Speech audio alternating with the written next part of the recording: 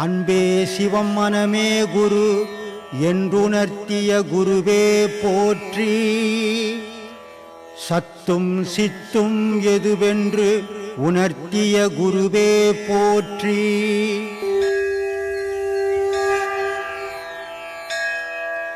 என்ன கேள்வி கேட்டது, கஷ்டப்படாம வாழணும் அப்படின்னா செத்து போகணும்னு சொல்லியிருக்கேன். அந்த செத்து போனோன்னு சொன்ன ஒரு வார்த்தை எத்தனையோ கோடிக்கணக்கான பேர் பார்த்துட்டு அந்த கேட்ட பொண்ணுக்கே அந்த வீடியோஸ் அமைச்சிருக்கிறாங்க. அவ்வளோ அருமையான நல்ல கேள்வி. ஏன் அதை கஷ்டப்படாமல் வாழ முடியாது, செத்து போனோம் அப்படின்னு சொன்னேன் அப்படின்னா, ஒரு குழந்தை தாயினுடைய கர்ப்பத்திலேருந்து வெளியே வரணும்னு சொன்னால் ரொம்ப கஷ்டப்பட்டு வரணும். இந்த பூமியில் பிறக்கிறதுக்கே அவ்வளோ கஷ்டப்பட்டு தாயினுடைய கர்ப்பத்திலேருந்து வெளியே வந்து பிறக்கிறோம். ஆனால் இந்த உலக வாழ்க்கையில் உலகத்தோடு சேர்ந்து வாழும்போது எவ்வளோ இன்னல்கள், எவ்வளோ துன்பங்கள், எவ்வளோ எதிர்ப்புகள் சந்திக்க வேண்டியது வரும். இவ்வளோ சந்தித்து வாழ்ந்தாதான் மனித வாழ்வு அப்படின்றதுக்கு தான். இதெல்லாம் இல்லாமல் வாழறது எது குணமாக ஆகிடும், அது அதனால தான் செத்து போகணும்னு சொல்லியிருக்கேன். அதே நேரத்தில் இன்னொரு கேள்வியும் கேட்டது அந்த பொண்ணு. ரொம்ப நெருக்கமாக பழகிட்டு ஒருத்தர் கூட பிரிஞ்சிட்டா அந்த சோகத்தை எப்படி தாங்கிறதுன்னு கேட்டிருக்கோம். நான் உடனே சொன்னேன், அடுத்தவங்களை பிடிச்சிக்கணும் அப்படின்னு சொன்னேன். இது ஏன் அடுத்தவங்களை பிடிச்சிக்கணும்னு சொன்னேன், ஒரு குழந்தைக்கு தாய் தகப்பன் வந்து ரொம்ப தொல்லை கொடுத்து குழந்தைக்கு தகப்பன் மேலே ஒரு வெறுப்பு வந்ததுன்னா தாய் மேலே பாசமாயிடும், இல்லை தாய் மேலே வெறுப்பு வந்ததுன்னா தந்தை மேலே பாசமாயிடும். அப்போ தான் அந்த வெறுப்பை சரி கட்ட முடியும். அதே மாதிரி நண்பர்கள் ரொம்ப பழகிட்டு ஒரு நண்பர் நம்மளை விட்டு பிரிஞ்சிட்டாருன்னா நம்ம தனிமையில் இருந்தால் அந்த நட்பினுடைய துக்கத்தை நம்மளால் சமாளிக்க முடியாது. திருப்பி திருப்பி அதே நினைவுகள் வந்துக்கினே இருக்கும். அதனால் அடுத்த சிநேகக்காரனை பிடிச்சிக்கணும்னா அந்த துக்கத்தை சரி கட்டிடலாம். அப்போ அந்த நட்பு அவன் மேலே போயிடும் அப்படின்றதுக்காகலாம் இந்த மாதிரி சொல்லியிருந்தேன். இந்த கேள்விகளை வந்து அந்த பொண்ணு ரொம்ப அருமையாக கேட்டது. அதுக்கு கிடைச்ச பதில்களும் நல்ல பதில்களாக கிடைச்சது. இன்றைக்கி பெகைனோட்டில் அது கிட்டத்தட்ட ஒரு அரை மணி நேரம் பேட்டி கொடுத்துருந்தது பார்த்தேன் நான். ரொம்ப அருமையாக பேசுனது. ரொம்ப நல்ல பொண்ணு, ரொம்ப அடக்கமான பொண்ணு. அதனுடைய சொற்கள் வந்து உலகத்துக்கு தேவையான சொற்கள் அந்த பொண்ணு கேட்டது. அதனால் அது கிடைச்ச பதில்கள் அது மாதிரி. ஏன் சொன்னால் இந்த கேள்வி பதில்ன்றது ஏதோ நம்ம ரெண்டு பேரும் பேசுறதுக்காக வச்சுக்கிறது இல்லை. அது தினமேல உட்காந்து பேசினுக்கலாம். அதுக்கு மீடியாவெல்லாம் தேவையே இல்லை. மீடியாவில் நம்ம பேசுகிறோன்னு சொன்னால் அது அடுத்தவங்க வாழ்க்கைக்கு உபயோகப்படுற மாதிரி வார்த்தைகளை நம்ம உபயோகப்படுத்தணும்னா அதுக்கு எல்லாருக்கும் அது பயன் தர வார்த்தையாக இருக்கும் அப்படின்றதுக்கு தான் இந்த நிகழ்ச்சியை நம்ம பண்ணுறோம். அதை சரியான கேள்விகளை கேளுங்க. பொண்டாட்டி செத்து போச்சு, அம்மா செத்து போட்டாங்க, அப்பா செத்து போட்டாங்க. அம்மா அப்பா செத்து தான் ஆகணும். பிறந்தா ஒருத்தன் செத்து தானே ஆகணும். பூமியில் ஒரு பொருள் உதயமாச்சுன்னா அடுத்தது அந்த பொருள் அழிஞ்சே தீரணும். அழிஞ்சாதான் அடுத்த பொருள் உபயோகமாகும். அந்த மாதிரி மனிதன்ற ஒருத்தன் பிறந்தான்னா செத்து தான் ஆகணும். இதையெல்லாம் ஒரு சாமியாரை தேடிக்கணும், ஒரு ஆன்மீகவாதியாக தேடினு, ஒரு கோயிலை தேடினு, உரிமையாடியை தேடிக்கின்னு தெரியறது வந்து அறியாமையில் இந்த மக்கள் இன்னும் கூட இருக்கிறாங்க அப்படின்றது ரொம்ப வருத்தப்பட வேண்டிய விஷயமா இருக்குது. இறப்புன்றது இயற்கை. அது இயற்கையை போயிடுச்சு. அது யாரால டாக்டராலையும் காப்பாற்ற முடியாது, இல்லை நம்ம பெற்றவங்க நம்மளாலையும் காப்பாற்ற முடியாது. இது இயற்கை. இது அடுத்தது நம்ம என்ன செய்யணுன்ற அடுத்த செயலுக்கு போயிடுமே தவிர அதையே நினச்சிக்கணும் வாழாதால வாழ்க்கையே வீணாக போயிடும். அதனால் அதையே நினச்சிக்கணும் வாழாதீங்க. இனிமேலாவது கொஞ்சம் மாற்றிப்பீங்கன்னு நினைக்கிறேன். அந்த நம்பிக்கையோடு பேசுகிறேன். அப்புறம் இப்போ வந்து கேட்டினா ஜோதி வேற, ஜோதின்னு சொல்கிறாரு ஐயா, நாதம்னு சொல்கிறாரு, ஓங்காரன்னு சொல்கிறாரு. ரெண்டு எல்லாம் ஒரே பொருளாக வேற ஒரு பொருளாக? வேறு வேறு பொருள் எல்லாம் ஒரு பார்க்கறதுக்கும் கேட்கறதுக்கும் அது ஒரு பொருளாக இருக்கலாம். ஆனால் நாம் என்ன பண்ணிட்டோம், இறைவன் பக்கத்தில் தான் உட்காந்துருந்தோம். நாமளும் அழியாத பொருள் யாரே ஆன்மான்றது. 3 பொருள் அழியாத பொருள்னு இந்த ஞானிகள் சொல்கிறாங்க. பதி பசு பாசம்ன்ற 3 பொருளும் எந்த காலத்துலையும் அழியாத பொருளுப்பா. அப்போ அழியாத பொருளை எதுக்கு இந்த அழியிற உடம்பை எடுத்துக்கின்னு அவஸ்தைப்பட்டுன்னு தான் கேள்வி. எதுக்கு அவஸ்தை பண்ணணும்? எதுக்கு அவஸ்தைப்படுதுன்னா அது தான் யாருன்னு தெரியாத வரைக்கும் அது இந்த பூமியில் பிறந்து ஒரு நாள் சாகும். அப்போ அது தான் யாருன்னு உணரணும்னா என்ன பண்ணணும்? நான் எங்கேருந்து வந்தேன்ற அந்த நம்மளுடைய பூர்வீகத்தை அது உணரணும். அப்போ எங்கேருந்து வந்திருப்போம்? ஓங்காரம்ன்ற ஒரு பொருள்லேருந்து நாதம்ன்ற ஒரு பொருள் வந்தது. நாதம்ன்ற ஒரு பொருள்லேருந்து விந்துன்னு ஒரு பொருள் வந்தது. விந்துன்ற ஒரு பொருள்லேருந்து கலைன்ற ஒரு பொருள் வந்தது. கலைன்னு வந்தவொடனே நான் பூமிக்கு வந்துட்டேன், ஆமாம். வந்து விழுந்துட்டேன். இப்போ நான் திரும்ப மேலே போனேன்னா என்ன பண்ணோம்? கலையை பிடிக்கணும். கலைன்றது என்னது? மூச்சு. இந்த கலையின் மூலிமா நான் ஜோதின்ற ஒரு பொருளை அடையாளம் காணணும். ஜோதின்றது எது? என்னோட உயிர். இந்த ஜோதி மூலிமா நான் அடைஞ்சு நாதம்ன்ற பொருளை உணரணும். நாதம்ன்றது எது? ஆன்மா. இந்த 3 பொருளையும் இந்த ஊனு உடம்புக்குள்ள உணர முடியும். இதை உணர்ந்துட்டா இந்த ஊனு உடம்பை தாண்டி ஒரு பொருள் உக்காந்துக்குதுப்பா, அதுக்கு பேர் ஓங்காரம். இந்த 3 பொருளையும் ஒன்று சேர்த்து அதுக்குள்ள அடக்க பண்ணிட்டா நாதம்ன்றது எனக்குள்ள மட்டும்தான் கேட்கும். ஆனால் ஓங்காரம்ன்றது எனக்கு உள்ளவும் கேட்கும், வெளியவும் கேட்கும். இந்த 2 இடத்துலையும் அந்த பொருள் வேலை செஞ்சுன்னு சொன்னால் இந்த உலகம்ன்றது சடனாக மறைஞ்சிடும். அப்போ இந்த உலகம்ன்றது சடனாக எப்போ மறையுதோ அப்போ நான் மாயை விட்டு விலகி இறைவனோடு சேர்ந்துருக்கிறேன். எதை போய் அடைஞ்சால்? ஓங்காரம்ன்றது எனக்குள்ள ஒழிச்சுதுன்னா இப்போ நாதம் வரைக்கும் தான் போயிருக்கிறேன். இந்த நாதம் சேர்ந்து ஓங்காரத்தில் போய் ஒடுங்கணும். ஓங்காரம் போய் உடனே என் கதையும் முடிஞ்சிடும். அப்போ அங்கே என்னப்பா கேட்கும்? அங்கே தசநாதம் கேட்காது, ஒரே ஒரு நாதம் தான் கேட்கும். அதை எதுன்னு இங்கே சொல்லக்கூடாது, புரியுதுங்களா? அந்த ஒரு பொருள் உள்ளேயும் கேட்கும், வெளியும் கேட்கும், மற்ற எல்லாத்தையும் அழிச்சிரும். புரியுதுங்களா? இவ்வளோ விஷயம் இருக்குது சாமி. சரி. இப்போ ஆன்மான்னு சொல்கிறாங்க. ஆன்மாவிற்கு வடிவம் இருக்கா, உருவம் இருக்கா, கை கால் இருக்கா? வெறும் ஜோதி தான் ஆன்மா சொல்கிறாங்க. அது உண்மையா இல்லை? அதுக்கு எதனா வேறு உருவம் எதனா இருக்கா? ஆன்மா வந்து உருவம் இல்லை, அது அழியக்கூடிய பொருளாகவும் இல்லை. உருவம் உள்ளது எல்லாமே ஒரு நாள் அழிஞ்சிடும். இறைவனுக்கு உருவம் இருக்குதா அப்படின்னா இறைவனுக்கு உருவம் இல்லை. ஆனால் என் மனசோட கற்பனைக்கு ஏற்ற மாதிரி இறைவனுக்கு ஒரு உருவத்தை நான் கொடுப்பேன்.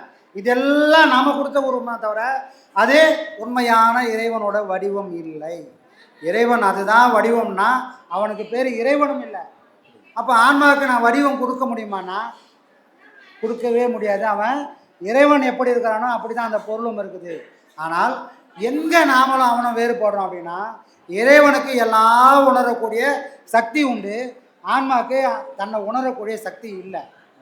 இந்த சக்தி இல்லாததுனால அது இந்த ஊன உடம்புக்குள்ளே புகுந்துக்குன்னு எந்த வடிவம் எடுத்ததோ அதுவே நானுன்னு அது போதையில் இருக்கிற மாதிரி மயங்கி இருக்குது.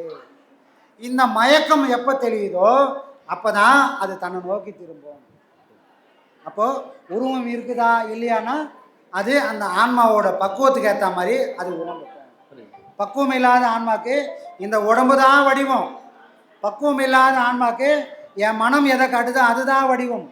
பக்குவம் அடைஞ்சால் இந்த உடலும் நான் அல்ல, இந்த மனமும் நான் அல்ல, அதையெல்லாம் கடந்தவன் நானுன்னு புரிஞ்சுக்கும். அப்போது இந்த உருவத்தை கொண்டு தான் உருவம் இல்லாத ஒரு பொருளை என்னால் அடையாளப்படுத்தி புரிஞ்சிக்க முடியும். அப்போ ஆன்மாவுக்கு வடிவம் இருக்குதா? இல்லை. ஆனால் அதை என்னால் உணர முடியும். ஒரு தாய் ஒரு தந்தையோட உணர்ந்ததுக்கப்புறம் தான் நான் வந்தேன். அப்போ அங்கே 2 பேரும் ஒரு இன்பத்தை உணர்ந்திருப்பாங்க. அந்த இன்பத்தை உணர்ந்தவங்களால வார்த்தையால் சொல்லுப்பானா அதை உணர்ந்தவங்களாலே சொல்ல முடியாது. அதை போல் ஆன்மாவுக்கு உருவம் இருக்குதா இல்லையான்னு வார்த்தையால் சொல்கிற விஷயம்ல ஆனால் உணர முடியும். இந்த இன்பத்தை எப்படி அதை அனுபவிக்கும் போது உணர முடியுமோ அதே போல் பரிபக்குவம் நிலையில் எப்போ மனம் ஒடுங்கினா மட்டும்தான் தான் யார் என்ற அந்த ஏகாந்த நிலையில் மட்டும்தான் இந்த ஆன்மான்றது யாருன்ற அனுபவத்தை ஒரு உயிர் சுவைக்கும். அது வரைக்கும் அந்த சுவைன்றது அதால் உணரவே முடியாது. எது வரைக்கும்? மனசோடு பயணம் பண்ணுற வரைக்கும் ஆன்மாவை பற்றிய ரகசியம் யாருக்குமே தெரியாது. மனம் எப்போ ஓய்ந்து போய் ஒடுங்கி நிற்குதோ அப்போ தான் உயிரோட ரகசியமே புரிய ஆரம்பிக்கும். இது எல்லாமே உணர மட்டுமே முடியும், அதை வார்த்தையால் வெளிப்படுத்த முடியாது. வார்த்தையால் வெளிப்படுத்தணும்னு போனால் அது எல்லாமே பொய்யா போயிடும். இதுக்கும் அதுக்கும் சம்மந்தமே இல்லாத ஒரு பொருளாக மாறும். அவ்வளோ சம்பந்தம். அப்புறம் இப்போ நம்ம ஐயா வந்து சண்முகநாயர் கோயில் கட்டிக்கிறாரு. மூலவர் உச்சவர் 2 பேர் இருக்கிறாங்க.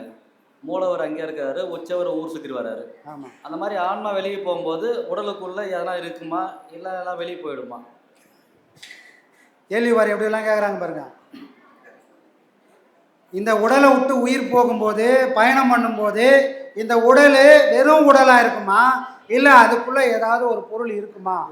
சாட்சியாக ஏதாவது ஒரு பொருளை வச்சுட்டு போயிருப்பாங்களா? அதெல்லாம் கேட்குறீங்க. கண்டிப்பாக ஒரு பொருள் அங்கே இருக்கும். இல்லைன்னு சொன்னால் இது இந்த பிரபஞ்சத்தோட பயணம் பண்ணும்போது அதால் திரும்பவும் உள்ளே வர முடியாது. பாம்பு இருக்குதே, அது கண்ணு தெரியாத போகுமா, அந்த மாணிக்கத்தோட வெளிச்சத்தை பார்த்து தான் திரும்பவும் வந்து அந்த மாணிக்கத்தையே அது இறையெல்லாம் தேடி முடிச்சுட்டு திரும்ப அந்த மாணிக்கத்தை தனக்குள்ளே ஒடிக்கும். அதை போல் தவக்கோலத்தில் தன் உடலை விட்டு வெளியே போனால் கூட இந்த உடலுக்கும் பயணம் பண்ணக்கூடிய ஆன்மாவுக்கும் ஒரு லிங்க் இருந்துக்கிட்டே இருக்கும். எது வரைக்கும் இது பயணத்துக்கு போகும்? எது வரைக்கும் சார் பயணத்துக்கு போகும்? மனம்ன்றது திரும்பவும் சகஜ நிலைமைக்கு வராத வரைக்கும் இதோட பயணம் தொடர்ந்துக்கினே இருக்கும். அது திரும்ப விழிப்பு நிலைக்கு வந்த உடனே திரும்ப இது கூட்ட தேடி வரும். அப்போ இதை எது காப்பாற்றினுக்குதுன்னா உள்ளுக்குள்ளே இருக்கிற ஜீவன்ற ஒரு பொருள் இந்த உடம்பை பராமரித்து வந்துட்டுருக்கு. திருமூலர் ஒரு இடையனோட இதில் போய் புகுந்துட்டார். நல்லா தெரியும், எல்லாருக்குமே தெரியும், உடலை விட்டு உயிர் போனால் இந்த உடம்பு அழியும், அப்படி தானே தெரியும், அழிஞ்சிடும்ல. ஆனால் எந்த தைரியத்தில் இந்த உடம்பை விட்டுட்டு திரும்பி நான் வந்துடலான்னு மனக்கோட்டை கட்டிக்கின்னு திருமூலர், அப்போ திருமூலரில் அவர் பேர் சுந்தரானந்தர், சுந்தரானந்தர் ஒரு இடையனோட உடம்புல போய் புகுறார். எந்த தைரியத்தில் புகுந்துருப்பார்? அது வரைக்கும் அந்த உடம்பு உடலை விட்டு உயிர் போனால் இந்த உடம்பு சாஸ்வதம் இல்லை, அழிஞ்சிரும். அப்போ ஏதோ ஒரு பொருளை வச்சுட்டு போனார்ல, அது எந்த பொருளாக இருந்திருக்கும்? எந்த பொருளை சமைந்திருக்கும்? ஜீவன். அந்த ஜீவனானது இந்த உடம்பை கட்டி காப்பாற்றிக்கின்னு இருக்கிற பொருள். இது எப்போ வந்து இயக்கத்துக்கு வரும்? ஆன்மா திரும்பி உள்ளே வந்தால் மட்டும்தான் திரும்ப அது வீழ்ச்சி எழுந்து பயணம் பண்ண ஆரம்பிக்கும். அது வரைக்கும் இந்த உடம்பை கெட்டு போகாமல் அழியாமல் அந்த ஜீவனானது காத்துக்கின்னு இருக்கும். எப்போ? யாருக்கு? ஒரு யோகிக்கு மட்டுமே இது சாத்தியம். மற்ற எல்லாருக்கும் வெளியே போச்சுன்னா போனது தான், திரும்ப எதுவுமே இல்லை. ஏன்னால் மற்ற எல்லாருக்கும் முப்பொருளும் சேர்ந்து போகுது. எந்த முப்பொருள்? ஜீவன், உயிர், ஆத்மா மூணு சேர்ந்து ஒன்றா வெளியே பயணம் போனது. உயிர் போயிடுச்சு, இன்னொரு பிறவியை தேடி அது போயிடுச்சு. ஆனால் ஒரு யோகிக்கு ஒரு பொருளை அடையாளம் வச்சுட்டு மற்ற 2 பொருள் மட்டும்தான் வெளியே போகுது. அதனால் அது வெளியே போய் பயணம் பண்ணி உலகத்தெல்லாம் பார்த்து அனுபவங்கள்லாம் சேர்த்துக்கின்னு திரும்பவும் தான் கூட்டில் வந்து உட்காந்துக்கிட்டு இந்த உலகத்துக்கு அதை வெளிப்படுத்தும். ஐயா வெளிப்படுத்தினாங்க. புரியுதுங்களா? ஐயா சொன்னார் இல்லையா, நான் அம்மையும் அப்பனும் கண்டேன். எதை வச்சு சொன்னார்? கண்டேன்னா இந்த உடலுக்குள்ளே இருந்து அவர் கண்டிருக்க மாட்டார், வெளியே பயணம் பண்ணியிருப்பார். வெளியே பயணம் பண்ணவர் திரும்ப உள்ளே வந்ததுக்கான காரணம் இந்த உடலை அழிய வைக்காம ஜீவனை தனக்குள்ளே வச்சுட்டு போயிருக்காரு. இது யாருக்கு சாத்தியம்? அவரே அதுக்கு வாக்குமூலம் கொடுக்குறாரு. நான் நிரந்தரமாக வெளியே போகிறதுக்கு முன்னாடி 1000 முறை இந்த உடலை விட்டு வெளியே போய் பயணம் பண்ணி எப்படி போகணும் எப்படி வரணுன்ற வித்தையை கற்றுக்கின்னு வந்து உக்காந்து இருக்கிறேன். அந்த வித்தையை கற்றுன்னு வந்து உக்காந்தனால தான் என்னுடைய ஆன்மாவை என் சமாதிக்குள்ளே தக்க வைக்கக்கூடிய வல்லமை எனக்கு உண்டுன்னு அடித்து சொன்னார். இன்னொரு மகான், வேறு எந்த மகானோ ஐயா மாதிரி போல்டாக சொன்னதே இல்லை. இதுக்குள்ளே இவ்வளோ பெரிய சூட்சமாக அங்கே உட்காந்துருக்கு. இது எதுவுமே சாதாரண விஷயம் இல்லை. நாம் ஏதோ ஒரு சாதாரண குருவுக்கு சீடன் இல்லை. திருமூலர் எப்படி நம்ம பார்க்காம இருந்திருந்தா எப்படி இருந்து பார்த்துருந்தா எப்படி சந்தோஷப்பட்டிருப்போமோ, அந்த திருமூலனோட வடிவம், ஒரு மாணிக்க வாசலோட வடிவம், ஒரு சிவபெருமானோட வடிவம் எதுவோ அந்த வடிவம் தான் இங்கே ஊனோட தாங்க உட்காந்துருக்கு. அவ்வளோ பெரிய குருவோட சீடன். அப்போ நமக்கு எவ்வளோ கர்வம் இருக்கணும்? அவ்வளோ கர்வத்தோடு இருக்கணும். ஏன்னால் இந்த அவர் எதையெல்லாம் அனுபவித்தாரோ எதையெல்லாம் கண்டாரோ அது எல்லாத்தையும் நமக்கும் அவரால் காட்டி கொடுக்க முடியும், நாம் உண்மையாக இருந்தால். அந்த சத்தியம் நமக்குள்ளே இல்லைன்னா கலை மட்டும்தான் இருக்கும், அது ஒரு நாளும் பயணம் பண்ணாது. நானே தான் சொல்லிக்கணும், நான் வெளியே போனேன் தெரியுமா அப்படின்னு நானே தான் சொல்லிக்கணும், வேறு யாருக்கும் தெரியாது. புரியுதுங்களா? குருவோட தொடர்பு இருந்தால் மட்டும்தான் இந்த உடலை விட்டு உயிர் வெளியும் போகும், திரும்பவும் அந்த கூட்டுக்குள்ளே அதால் வரவும் முடியும். இல்லைன்னா இது போனால் போனது தான், திரும்பவும் வராது. அப்புறம் ஐயா சொல்லியிருப்பாரு, நான் இறைவனை பார்க்க போனேன், பல முறை போனேன், என்னை அணைப்பான்னு நினச்சாரு, ஆனால் அணைக்கலை, வெளித்தள்ளின்னு சொல்லிட்டாரு. ஆனால் ஐயா நிறைய சீடர்களில் வந்து இவங்களாம் உச்சத்துக்கு போயிட்டு வந்துட்டு சொல்கிறாங்க, ஆனால் ஐயா போல் எல்லாத்தையும் வெளியே தள்ளிட்டாரா, ஐயா அவங்கள மட்டும் அழைக்கல, ஐயா வந்து பேசுறதுக்கு ஒசரம் இறைவன் தட்டுன்னு சொல்கிறாங்க. நிறைய சீடர்கள்லாம் இதை போல் இறைவனை பார்க்க போனால் ஐயாவே சொல்லிக்கிறார். உச்சத்துக்கு போனாங்க, யாரையும் அதுக்கு மேலே பண்ண வேணான்னு சொல்லிட்டாரு. ஐயா மாதிரி எல்லாம் இணைக்காமல் தள்ளி விட்டாரா? என்ன காரணத்துக்காக தள்ளி விட்டாரு இறைவன்? நாம் யார்கிட்ட இருந்துமே ஒரு நல்ல விஷயத்த கற்றுக்கவே இல்லை சாமி. இந்த மனுஷன் இந்த பாதைக்கு வர்றது நிறைய விஷயங்களை நிறைய அனுபவங்களை சேர்த்து, நான் கண்ட காட்சியெல்லாம் நான் அல்ல, நான் பார்க்குற இந்த வடிவங்கள்லாம் நான் அல்ல, இது எல்லாமே பொய், இதை தாண்டி ஒரு உண்மை இருக்குதுப்பா, அதை தெரியறதுக்கு தான் இந்த மாதிரி குருமார்கள் வந்து நம்ம காட்டி கொடுக்குறாங்க அப்படின்னு உணரணும். உணரத்துக்காக தான் பாதைகள். சரிங்களா? மாணிக்க வாசகர் சொல்ல சொல்ல யார் எழுதுனது? சிவபெருமான். சொன்னது யாரு? மாணிக்க வாசகர். அப்போ அந்த பாட்டு யாருக்கு சொந்தம்? மாணிக்க வாசகர் சொந்தமா? மாணிக்க வாசகர் தான் சொந்தம். கையெழுத்து யார் போட்டது? சிவபெருமான். இதுதான் சாமி. ஒரு பக்தனாக இருந்தால் இவ்வளோதும் காரணம் தெய்வம் தான் சொல்லி படித்தது மாணிக்க வாசகர், எழுதுறவர் தான் இவர், கை நாட்டு மட்டும்தான் இவருது. ஆனால் முடிவில் என்ன பண்ணிட்டாரு? இவர் பேரை போட்டார். அப்போ அவர் என்ன பண்ணிட்டாரு? அந்த எல்லா ஞானத்தையும் இறைவா நீதான்னு அங்கே சமர்ப்பணம் பண்ணிட்டாரு. அந்த சமர்ப்பணம் பண்ணக்கூடிய தகுதி யாருக்குன்னா இல்லைன்னா நமக்கு கிடைச்சது எல்லாமே வீணாக போயிடும். அது நம்மளை காப்பாற்றக்கூடிய சக்தியாக நமக்கு முன்னாடி வந்து நிற்காது. புரியுதுங்களா? இந்த உண்மையை, இந்த ஞானத்தை புரிஞ்சாதான் அந்த ஞானமே நமக்கு வெளிப்படும். இல்லைன்னு சொன்னால் நாம் மட்டும்தான் சொல்லிக்கணும் ஞானின்னு. ஞானிக்கு விளம்பரம் தேவையில்லை சாமி. இந்த இயற்கைக்கு, இந்த பிரபஞ்சத்துக்கு எல்லாமே தெரியும். கடவுள் நம்பிக்கை இருந்தாக்க நீங்கள் கடவுள் பேரை சொல்லுங்கள். கடவுள் நம்பிக்கையே இல்லைப்பா, எனக்கு இந்த பிரபஞ்சம் தான் துணையாக இருக்குன்னு சொன்னால் நாம் செய்யக்கூடிய எல்லா செயலும் யாரும் பார்க்க வேணாம், மேலே ஒருத்தன்னு எல்லாத்தையும் நோட் பண்ணுறான். நான் ஊரை ஏமாற்றலாம், உலகத்தை ஏமாற்றலாம், ஆனால் ஒரு நாளும் இறைவனை ஏமாற்றவே முடியாது. அவன் எப்போ சீட்டை கொடுக்கணும், சீட்டை கிழிக்கணும்னு அவன் எல்லாத்தையும் தெரிஞ்சுக்கலாம். இதே ஒரு ஏமாத்துகிற காலம். ஏமாற்றிக்கினே இருக்கட்டுமே. யாரை ஏமாற்ற போகிறாங்க? அவங்க நினச்சிக்கிறாங்க மற்றவங்களை ஏமாத்துறேன்னு, தன்னைத்தானே ஏமாற்றினுக்கிறாங்க. இந்த பாவனை என்ன ஆகுனா நம்மளை மேலே போகவே விடாது. எல்லாம் தெரிஞ்ச மாதிரி ஒரு எண்ணத்தை உருவாக்கி யாரும் கெடுக்காமலே தானே கெட்டுடுவாங்க. அதுதான் சாமி விஷயம். அப்புறம் இப்போ மார்கழி மாதம்னா சொர்க்கவாசப்படி சொல்லுவாங்க. ஆமாம். ஆனால் உண்மையான சொர்க்கவாசல்னா எது? அந்த பெருமாள் கோயிலை சுற்றி கட்டணும், அது சொர்க்கவாசலா? நமக்குள்ள சொர்க்கவாசல் ஒன்று இருக்கா? அதான் நேற்று கூட கேட்டாங்க, சாமி ஏகாதேசி வந்துச்சு, சொர்க்கவாசல் இருந்துட்டாங்க, இப்போ நான் போய் வந்துட்டேனே, எப்படி சாமி சொர்க்கத்துக்கு இனிமேல் நான் செத்தா கூட சொர்க்கத்துக்கு போய்டுவேனா? சொர்க்கத்துக்கு நீ போக மாட்டேன். எப்படி போக முடியும்? எங்கே இருந்து நீ சொர்க்கத்துக்கு போன? ஏற்கனவே சொர்க்கத்தில் இருந்தால் சொர்க்கத்துக்கு போக முடியுமா? அப்போ ஏற்கனவே சொர்க்கத்துக்கு மாறான ஒன்று எது? நரகம். அப்போ ஏற்கனவே நான் நரகத்தில் இருந்ததுனால சொர்க்கவாசல் திறந்தவொடனே அந்த கதவுலேருந்து இந்த கதவுக்கு இந்த பக்கம் வந்துட்டேன். நானாக பிம்பம் ஒன்று பண்ணிக்கிறேன். இது எதுவுமே அது இல்லை சாமி. நரகம்ன்றது எங்கே இருக்குதுன்னு சொன்னால் நம்மளுடைய மூச்சு காற்று, நம்மளோட ஜீவசக்தி கீழே இருக்கிற வரைக்கும் நாம் நரகத்தில் இருக்கிறோம். நமக்கு விமோச்சனமே கிடையாது.